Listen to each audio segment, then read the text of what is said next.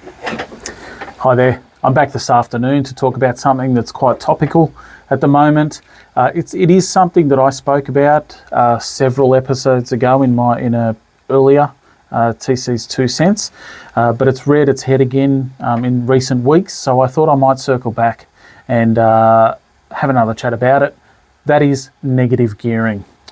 There has been some further talk, some further commentary that negative gearing on investment properties should be abolished, or the negative gearing benefits should be quarantined.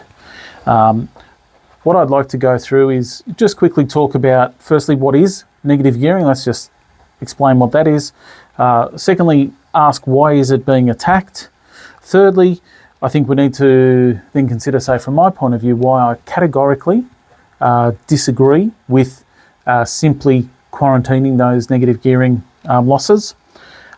Then I'd like to just quickly discuss, why is it still in place? If it is something that, is so bad, I suppose, for the economy, why is it still in place? And then, of course, what I do like to do is, rather than just come up with problems, let's consider an alternative or a potential solution.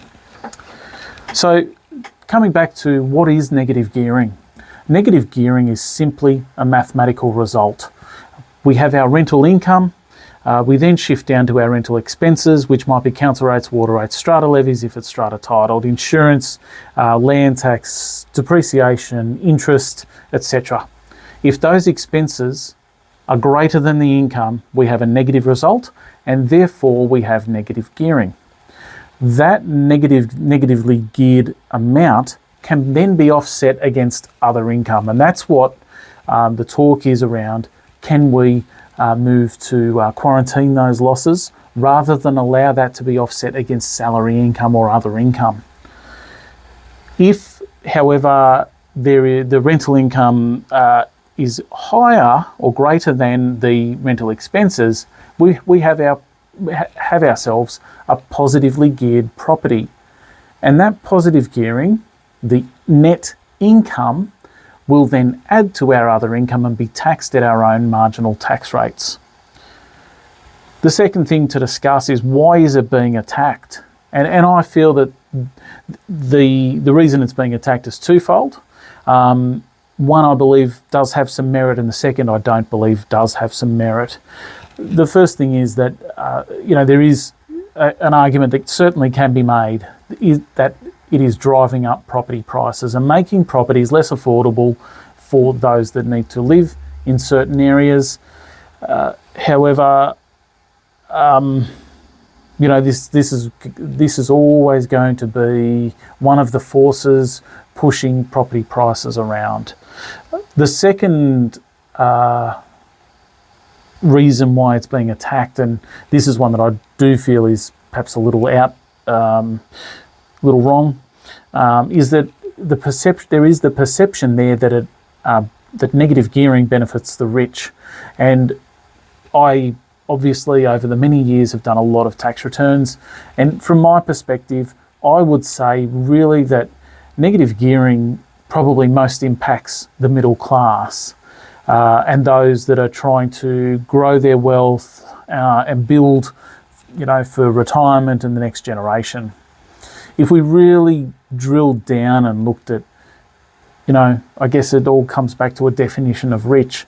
However, the rich usually don't have all that much debt over these properties, and therefore it is quite often the case that the rich, the truly rich, actually have positively geared properties. So I think on that side of it, there is a bit of a misconception there. One of the things I've then asked is, why do I have a problem with categorically removing this against this particular class of assets, against the investment properties? And I guess that's simply it. I do not believe that we can allow an interest claim, because that is largely what causes the negative gearing, that we allow an interest claim to be made against money borrowed to buy a business or buy shares or any other income producing asset, but specifically excluded when it comes to the property class of assets. Next, we move on to why is it still in place? Why are we still discussing this after so many years? We saw way back in the day that the Keating-Hawke government looked to remove it for the first time, and in the end, Keating got his way and did in fact remove negative gearing for about 6 months. What then ensued was an absolute disaster for the residential construction industry. And that went from the housing industry right down to the workers who were working in that industry. And that construction industry drives a lot, puts food on a lot of tables across the country. And it was diabolical.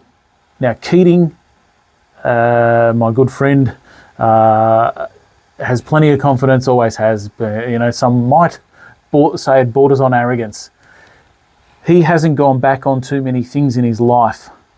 That was one that he had to back down on because of the severe negative impact that it had on the whole construction industry, on property prices in general, and the ability for many, many, many families across the country to put food on their family's table. I believe at this precarious point in the economy cycle, that doing something like that right now would cause the construction industry really to fall very, very flat. And like I say, the ability for many people to put food on their table would be severely compromised. I guess we move on to, is there an alternative? And for me, there is a clear alternative. Now, whenever a client asks me, and I am a tax advisor, so I have to advise what is available to my clientele within the rules.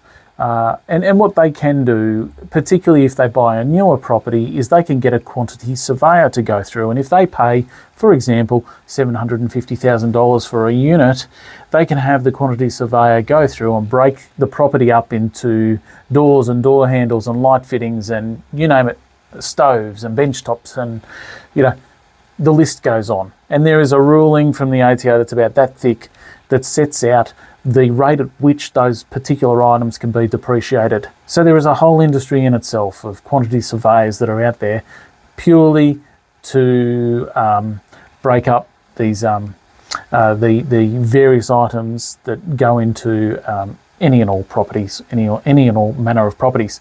For me though, this is a non-cash item. We've bought the property for $750,000, and that property itself then allows us to earn, $600 in rent per week or whatever it might be. For me, that depreciation claim, it's a non-cash item. I did nothing for that. However, that depreciation claim might save me at tax time $3,000 to $5,000. Now, when I'm bidding at auction, I am thinking about that $3,000 to $5,000 tax saving, and that means I can go a bit higher than a mum and dad owner occupier or a young couple trying to move in. It does mean that I can then claim a little bit more. It means that I can go to the bank and borrow a bit more because of that. And for me, this is a very, very easy thing to rule a line through without having too much impact on the property market as a whole. And I believe that this is where we should go. It would create a significant amount of revenue for the tax office and therefore the federal government. And we could then consider how we redirect that towards the families and young people that need it, the teachers, the hospital workers, that really do need that benefit. Without really going and specifically picking out certain asset categories and saying we can or can't claim certain items in this category but not in that category. I believe that creates room for error or room for playing around. Circling back around here, what is negative gearing? It is simply a mathematical result. Why is it being attacked? And I believe that's because there is the perception that it does impact property prices, which I will somewhat agree with. Secondly, that it The perception is that it benefits the rich, which I, as outlined earlier, don't necessarily agree with. Why do I have a problem with categorically removing an interest claim, which is what they're looking at doing? And for me, it is because I don't believe in saying we can claim a certain expense against this particular class of asset and not against that class of asset. All we will do there is drive money from this asset class to this particular asset class, and that will shift prices quite dramatically. Why is it still in place?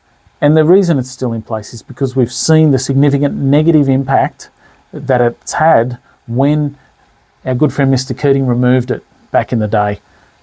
Terrible outcome for the economy, terrible outcome for that whole construction industry, which, like I say, puts food on the table for a lot of Australian families. And is there an alternative? Yes, I believe there is. This depreciation claim, I feel this is it's a lay down misère. We can have a crack at that and remove that altogether without really severely impacting anyone terribly much, but it will have some impact, some not insubstantial impact on how this plays out over the coming years. That's about all I've got to say, and I think that this is something that really needs to be considered very, very carefully. I'm TC, and that's my 2 cents.